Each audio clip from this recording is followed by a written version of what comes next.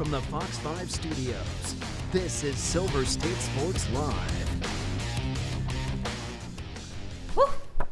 It's a hot one today in Vegas. So happy you're here to chill out, cool off with us. Welcome into Silver State Sports Live. I'm Mariah Janos. And I'm Mike Davis. Excessive heat, a scorcher, but even hotter was how Kirk Cousins is dealing today at Raiders training camp.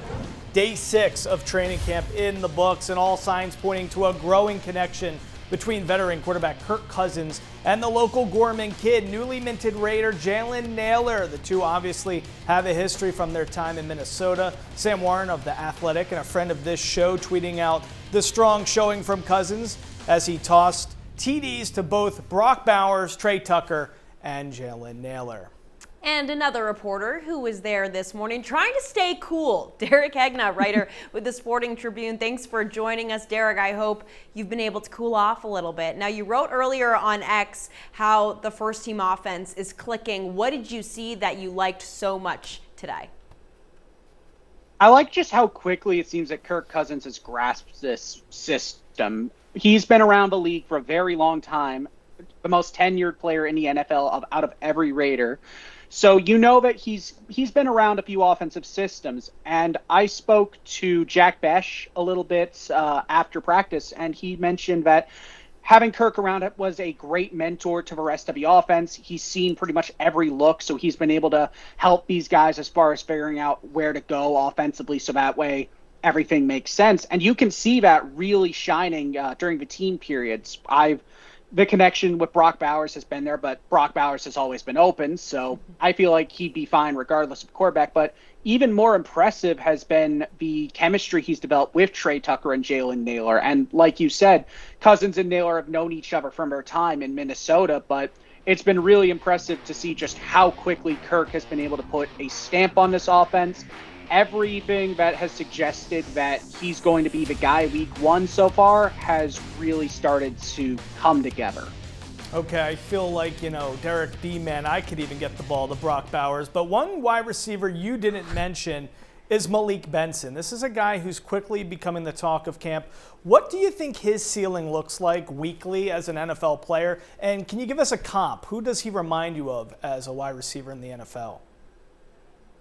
Ooh, I'm trying to think about that myself because like I've said, he's been one of the stars of training camp. I have something in the works right now that goes through him a little bit. And the one thing that everyone really talks about is how quick he is, how shifty he is. And all of that has really come together as far as how fast he's grasped all of this.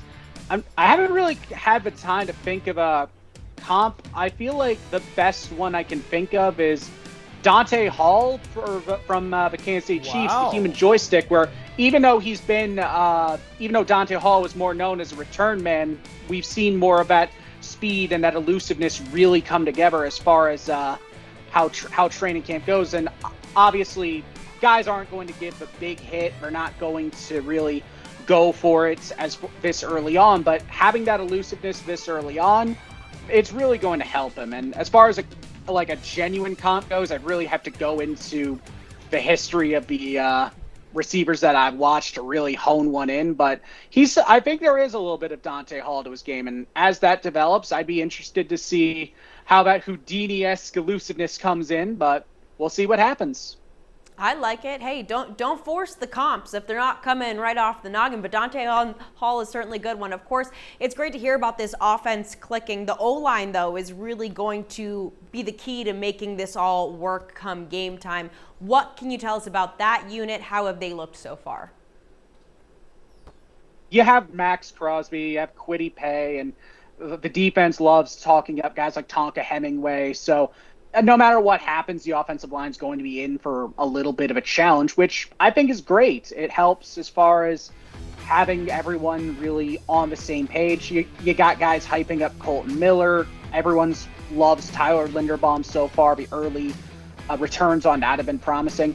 What's really intrigued me the most is the guard situation, because Spencer Burford, who again has knowledge of Kubiak's offense, as well as Jackson Powers-Johnson, currently they're the guys who are rotating in at their first team in guard. They've been playing both sides, so that way there's no I don't know what the word would be. There's no real set place for everyone, but it's been a competition so far, and I know that DJ Glaze has been someone who's been mentioned too as someone who's trying to take the next step, and it's an intriguing mix because we go into training camp with only Colton Miller and Tyler Linderbaum as the guaranteed pieces of this offensive line, and it's interesting to see how the rest come together. It's still a competition that I don't think gets resolved until the tail end of training camp, so we still have at least a couple weeks from a definitive top 5, but I like how it's turning out. I know that there's going to be some bad reps, but that's more, I think, on the talents on the opposite side of the field than it is on their end.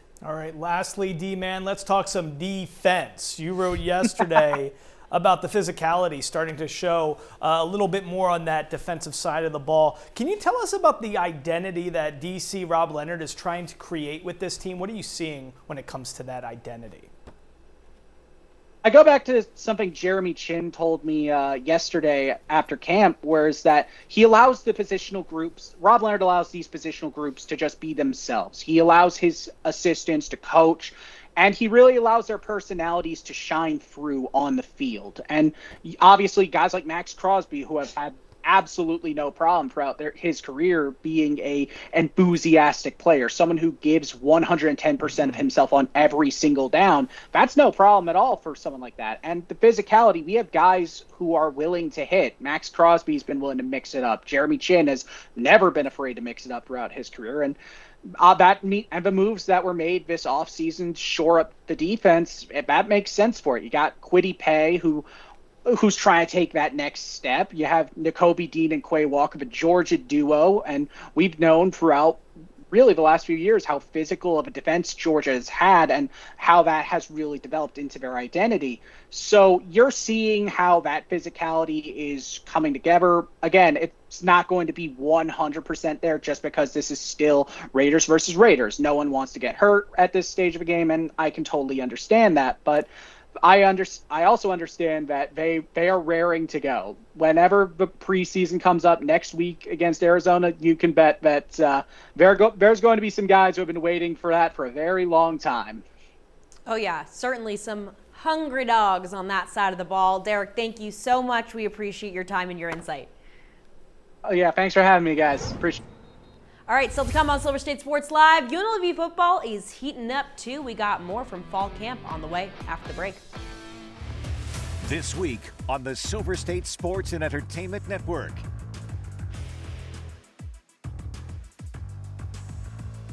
Your Triple SEN lineup is sponsored by AAA Roadside Assistance. Visit AAA today.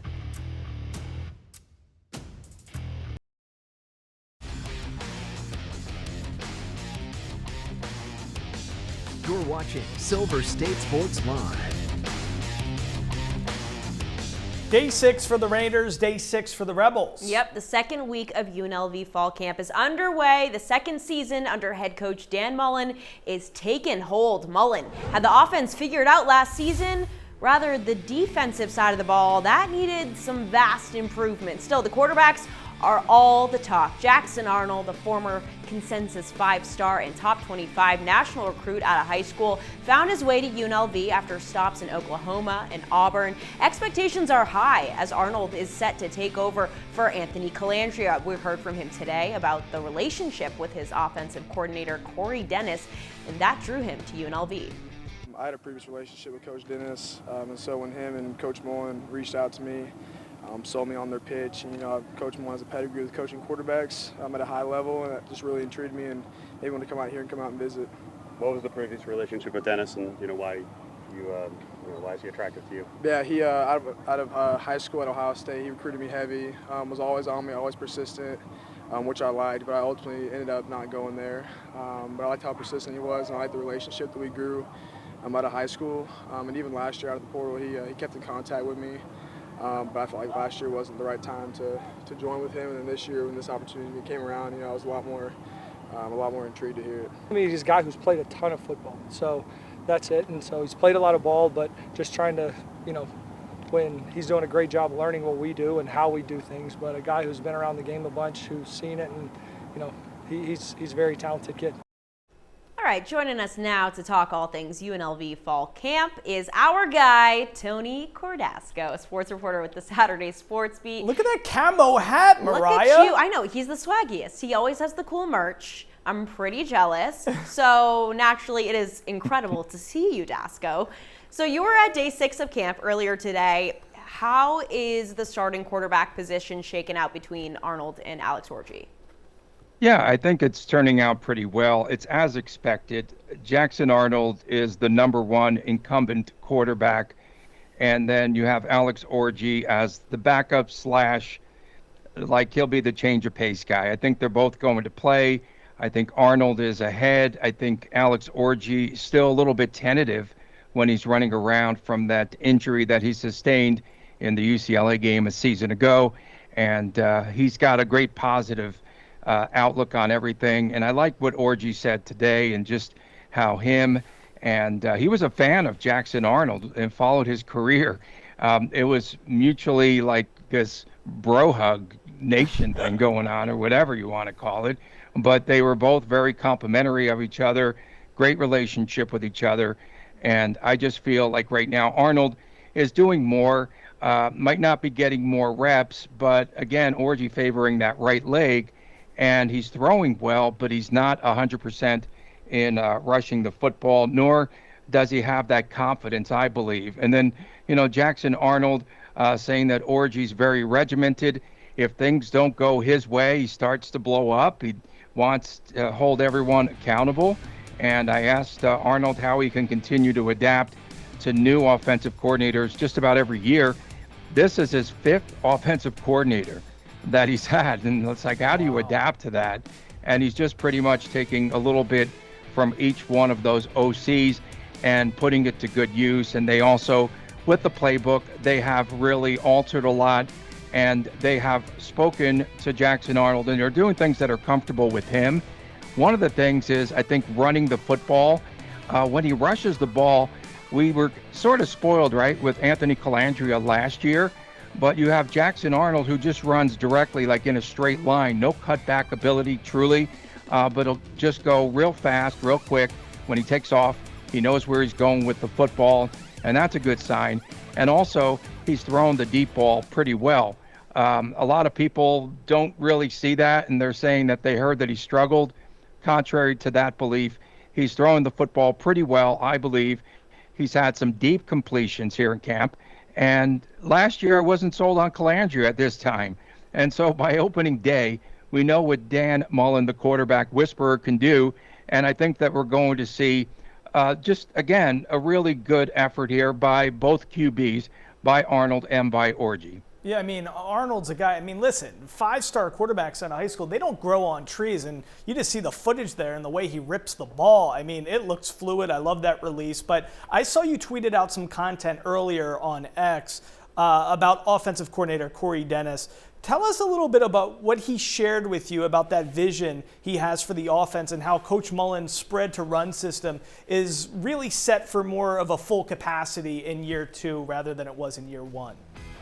Yeah, I asked Coach Mullen because I watched a ton of film, especially last year going into the season, to see what we could look for here offensively. And one of the things that I noticed was the way the running backs were running differently.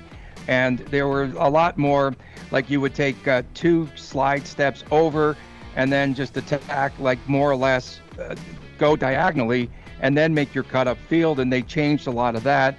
And Mullen said, like, due to the personnel a season ago in his first year, he wasn't able to go at full capacity with his system. I asked Corey Dennis about how far along they are with the system now, and they are sprinkling in a lot more offensively. One of the things that I've noticed about this camp compared to a season ago, yes, you have so many players who are the foundation of the team from a year ago, but also there's more instruction by the coaches, less yelling, less like, get back over there. What are you doing out of position? Why? There's more coaching going on and not a lot of coaches like yelling or screaming or telling players where they need to be. Why'd you do this? Let's run this again. You're not listening, like things like that you'll see typically in camp. I think that this is a much more mature group here that they have. And the seniors and the players that were here a year ago have pretty much laid the foundation for the newer players, for all the freshmen and the underclassmen that are here now. We love that solid foundation. So going into this season, really quick before we let you go, Tony, give us a prediction for how this season's going to go for the Rebels. Man, like, if they have 2 or 3 losses, okay, we could live with that. But for them, the sky's the limit, and they just are poised, I think, to play. I think that's the best word to use. I think they're poised heading into this season, and it's going to be a really tough schedule. We'll talk after week 5 and see where this team is at. But a big one coming out of the chute there with Memphis, a team that has a lot of experience, a brand new coach, and it's going to be an explosive game. Look for a lot of points in that game, and I'm saying hopefully the Rebels can get to the championship game here in the Mountain West Conference at the very, very least. All right, we love it. Thanks so much, Tony. Daddy Dasco. Yeah. We'll see you next time. We appreciate you, man. Deuces. Deuces. Heck yeah. Well, guess what? The Aces were back in action last night. A commanding win for the ladies led by Asia and Jackie. We got the highlights next.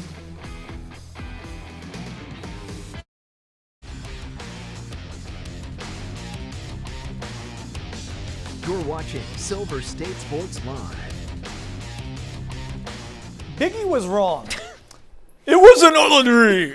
Wait, no, that was bad. Hold on. Sorry, Wait. that was It was horrendous. all a dream. Okay. But it wasn't all a dream. It was all a dream is easier to say than it wasn't all. Why can't I do that? Either way, it wasn't all a dream, at least not for Atlanta. No, it was more like a It nightmare. was all a dream. The Aces It wasn't all a dream. came to town, put the ATL on notice. We're going to pick it up early in the first. Enough of you. And Alyssa Smith goes to work in the paint with the spin and score. But the opening frame was solid for the Dream with a 2-point lead after those first 10 minutes. It was all a dream. No, under 4 minutes to go in the half. Always a good sign when the play starts with that classic no-look behind the back pass. Ooh. Pretty stuff. Pass from Chelsea Gray, bouncing it inside to Jackie Young for the finish, on her way to posting her 3rd career triple-double. And we got to clap it up for the new kid on the block with 20 seconds on the clock. Mai Yamamoto lets it fly from downtown to pile onto the lead. Aces secure the 109-87 win.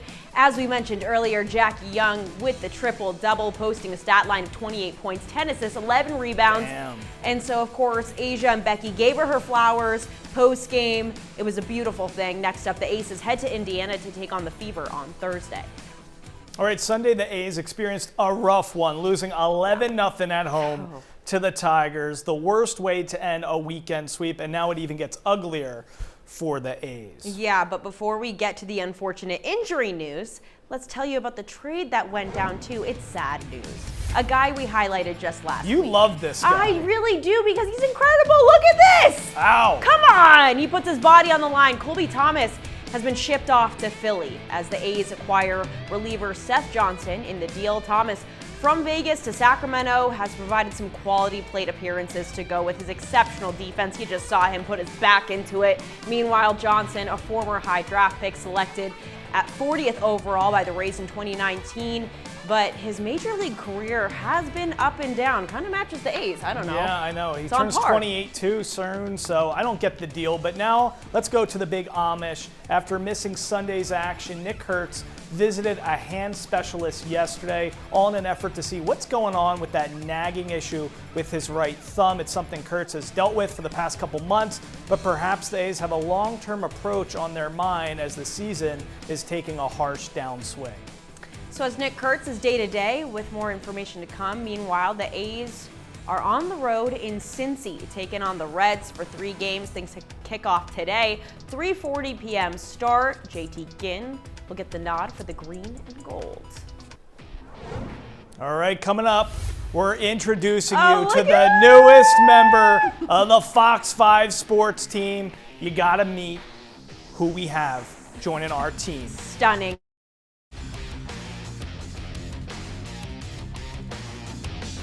You're watching Silver State Sports Live. Okay, big news here at Fox 5 and Silver State Sports as we have a new teammate joining the mix. Yes, we are so excited to introduce to you our newest sports reporter Bea Martinez. Look at her. Welcome in. Welcome to Silver State Sports Live. We're so happy to have you on here. Thank you. I'm so excited to be making my debut with you guys. I saw them in action behind the scenes yesterday. I got to say, I'm just inspired. You guys are the GOATs. I'm so honored to be working alongside you guys. I must be old. Who knows what's going on? Give her like another week here. She's going to be like, you know what? I don't know about that. No. Bea will be giving us the latest on everything UNLV, from football to the Runnin' Rebs all year long. We are so excited to have you implemented in our shows on the regular. Tell us a little bit about yourself. Where'd you come from? Yes. Tell us everything about your life in 1 minute. We need to know everything. Don't put me on the spot. So work-wise, I am coming from El Paso, Texas. Loved it there. Really created that family, dynamic there, and really I have a son as well. So I've got my little village there. But now I'm excited for this new chapter here. I'm originally from Arizona, specifically Chandler, Arizona. I can't say Phoenix because I know where I'm from, and I gotta represent of course. the 480. So of course I also root for all my teams. Yes, unfortunately the Cards, and I know. But I'm from there, and I'm again excited for this new chapter. I know this is a major sports hub, and Las Vegas has grown tremendously, so I'm super honored to honestly just be here and to work with you guys. You guys have been awesome teammates. But yeah, I'm excited to learn more about all the different sports teams we have here, building relationships with all the coaches, the players, and again, just giving you guys all the latest with UNLV. So again, super excited. We're so happy to have you here. It's great to already have you in the back office. Bea Martinez, newest member of the team.